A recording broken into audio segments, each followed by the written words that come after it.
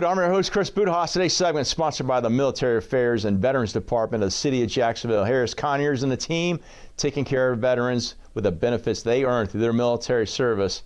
Talking about veterans, we got Chris Pehrson with MobileNuclear Energy, LLC in the beautiful state of Maryland. Chris, how are you? Doing good, Chris. Thanks for having me on today. No, I appreciate you taking the time. So give us 30 seconds. Where are you from originally, and what did you do in the military? I grew up in Michigan. I went to University of Michigan, where I did ROTC. Commissioned as a second lieutenant and went to EWO school, electronic warfare officer training. Yeah. As part of the navigator track.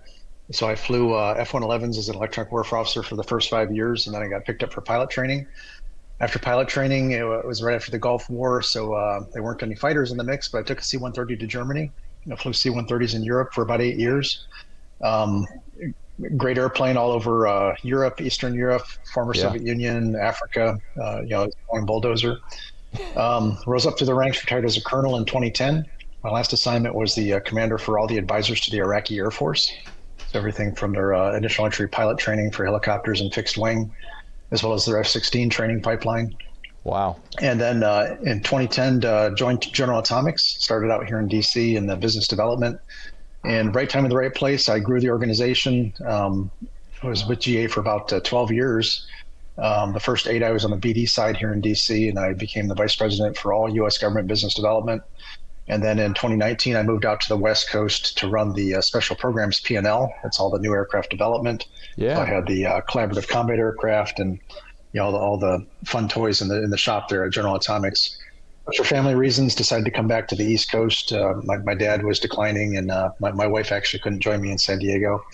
So I joined a small startup called Perry Labs as their chief growth officer. Did that for a while, and then got recruited over to Huntington Ingalls. Was with them for a short time before I decided to do my own consulting. This was, I guess, about a year and a half ago or so now. Wow. Consulting was fun, and then I crossed paths with a former colleague, one of the physicists here at MobileNuclear. And he said, have I got a project for you? And they asked me to write their business plan and kind of go to market strategy as a consultant in March of last year. Yeah. And then fast forward to June of 2024, a little over 8 months ago, they said, hey, would you like to come on full time as our CEO? It's a new company. Like you said, nuclear is really advancing, a lot of updates in technology, and the regulatory environment's becoming more favorable. And I was just... I'm always kind of a geeky technologist and just fascinated by the capability that we can potentially deliver to the warfighter as well as the commercial sector. You think of like a big diesel generator that doesn't need to be refueled. That's all huge. Those supply lines. Oh yeah, it's a great opportunity. And I don't think I've ever been as passionate or excited about something before in my whole career. That's huge, man. There's a couple of things. So last week, not to belabor this, but I was at the Army Applications Lab conference on autonomous vehicles, and so we're talking concepts and ideas. A lot of folks from industry, some from academia, and a few people from the military. And then in my previous life in uniform, I ran the maneuver battle lab at Fort Benning at the time for a while. And this idea of power on the battlefield, or power anywhere if you think about it, because there's remote areas throughout the world where you need this capability. It's great you're in this space because there's definitely demand. So at MobileNuclear Energy, what do you guys really do? Do you make stuff, or you go more in the services space? So the concept started in 2018 with Army Futures Command. Actually, General Richardson had a conference at the Future Concept Center at Fort Eustis. One of our founders was there and decided to take the idea back to the University of South Carolina. And the president of the University of South Carolina at the time was General Caslin. He was a former Army colleague of Richardson. So he invited him to the campus in 2019 and basically said, hey, you've got this mobile energy requirement. We can develop something like this for you. So that launched a research project. The research came up with a conceptual design for an actual reactor. And then 2 of our co-founders, Travis Knight, who heads up the nuclear engineering department at University of South Carolina, and Jay Dietzig, who was at that conference, decided to found the company in 2022 and commercialize it. They secured the exclusive rights to the reactor. And where we are today is they brought me on board to really kind of energize the process of raising funding. And we're going to be a reactor company. We're actually designing and building a prototype reactor. It's going to be about a 3 to 4 year process to get it certified and qualified for sales and such. The nuclear business is very capital intensive and long timelines, but we're on a pretty fast track. All things being relative for nuclear, it's pretty quick. Right. No, I totally understand, between the regulation piece of this, but also the production and obviously getting the technology to meet the demand.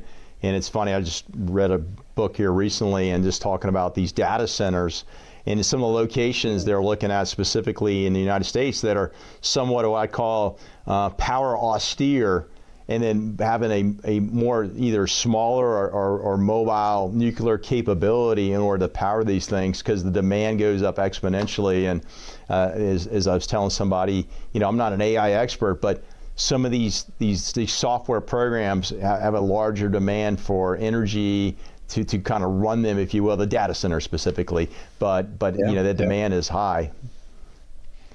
We see Microsoft, Amazon, Google, Oracle, they're all making huge investments in energy, actually. Basically going to restart 3 Mile Island in order to power these data centers. We're on the smaller end of that. Those are really megawatt scale. Our reactor is more of a kilowatt scale, 350 kilowatts of electricity. So it really is that diesel generator kind of replacement. But the use case for ours, I think, is even larger. The military, think of the Marine Corps, they have a warfighting concept called Expeditionary Advanced Base Operations, where they're going to bounce between islands, or the Air Force's Agile Combat Employment. A statistic that really jumped out at me was during the 20 plus years we were in Iraq and Afghanistan, we had about 400 forward operating bases, and 90% of the logistics supporting those bases was fuel and water moving along supply lines. And over 50% of the casualties in those conflicts were roadside bombs and ambushes, IEDs on those various supply lines.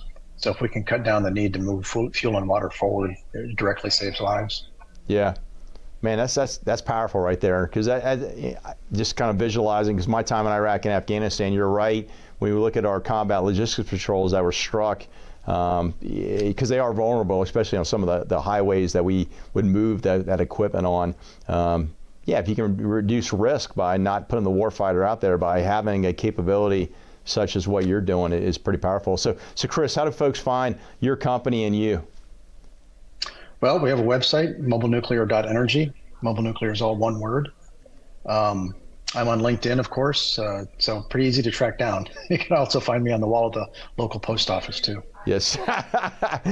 Well, hey, sir. Hey, thanks for coming on. Hey, thanks for your service to the nation and what you do in your post-military career, and laying out, how you went from what you were doing, training the Iraqi Air Force, which is no easy feat, to your trip through corporate America into a startup, which is going to really be a game-changing technology here in the near future.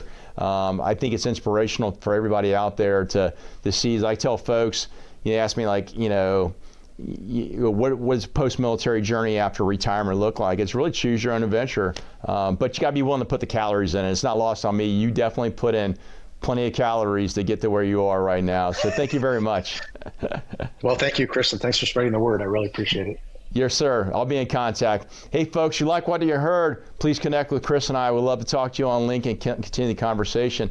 Looked at MobileNuclear Energy LLC, see what they're doing. Hey, it's a powerful subject that most of America has not heard of yet, but it's going to be coming here in the near future, both not just for military application, but also civil application, within our nation and probably beyond our borders too. So we'll see you in our next segment, Live in Gratitude.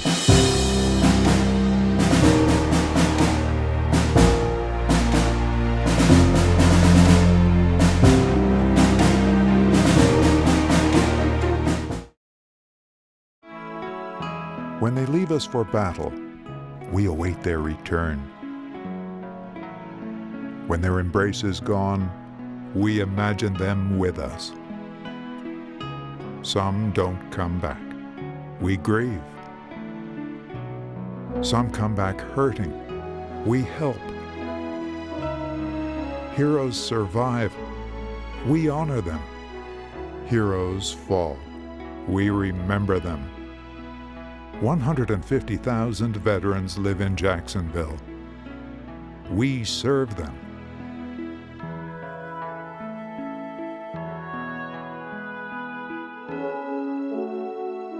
We're the Military Affairs and Veterans Department, City of Jacksonville. Because of them, our light never dims.